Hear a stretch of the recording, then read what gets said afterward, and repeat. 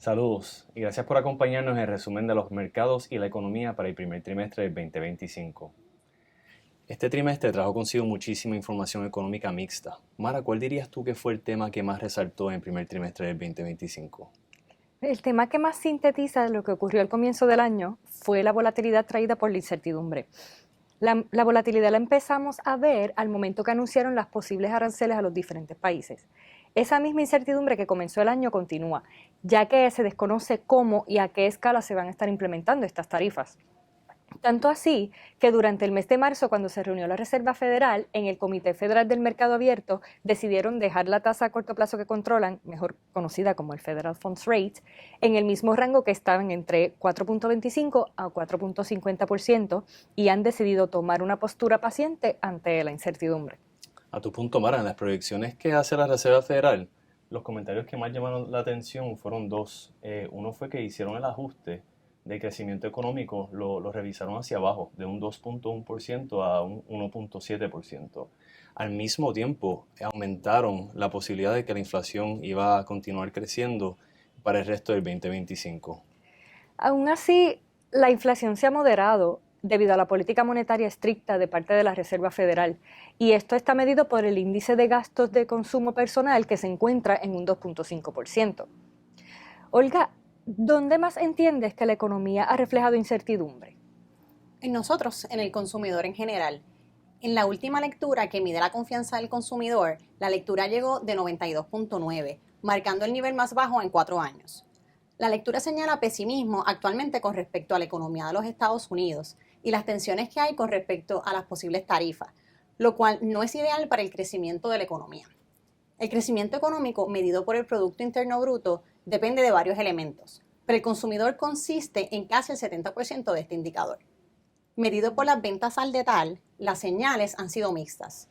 Esto no necesariamente señala a un consumidor débil, pero sí es consistente con que el consumidor está más precavido con sus gastos y con su consumo. También tengo que admitir que esto no suena como las mejores noticias o lecturas, pero quisiera saber qué han visto de parte del mercado laboral para el comienzo de este año. Bueno, actualmente la tasa de desempleo está en 4.1%, esto es históricamente bajo. Habiendo dicho eso, la Reserva Federal ya ha hecho un ajuste también, pensando de que esa tasa de desempleo va a estar más cerca de un 4.4% para finales del año. Pero esta cifra no nos preocupa. Las reclamaciones también han bajado y vinieron por debajo de lo esperado. Y también otro punto fue que el, el mercado añadió 151,000 empleos en febrero, y esto viene por debajo de lo que se había esperado de 160,000 empleos. Pero esto sigue siendo una lectura bien sólida. Actualmente puede que haya un freno en el mercado laboral, pero el mercado laboral no está débil. Gracias por esa perspectiva, Franco. Fíjate, en nuestra última intervención hablamos del crecimiento de las compañías de tecnología conocidas como las Magnificent Seven. De ellas hablamos cómo componen una gran parte del índice de S&P 500 y cómo apoyaron los grandes rendimientos del 2023 y 2024.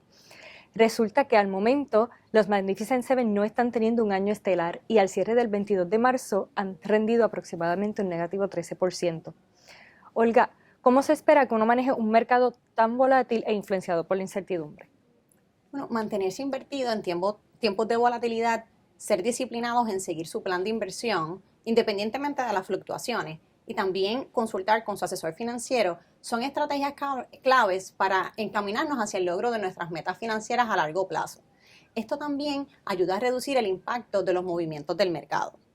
Cuando consultamos con un asesor financiero, se puede recibir información valiosa, estrategias adaptadas a sus necesidades y objetivos individuales. Esto nos puede ayudar también a navegar esa volatilidad del mercado, tomar decisiones informadas y evitar reacciones emocionales ante los cambios del mercado. Manténganse atentos a todos estos temas y cómo impactan la economía en este 2025. Muchas gracias por consumir nuestro contenido. Adiós.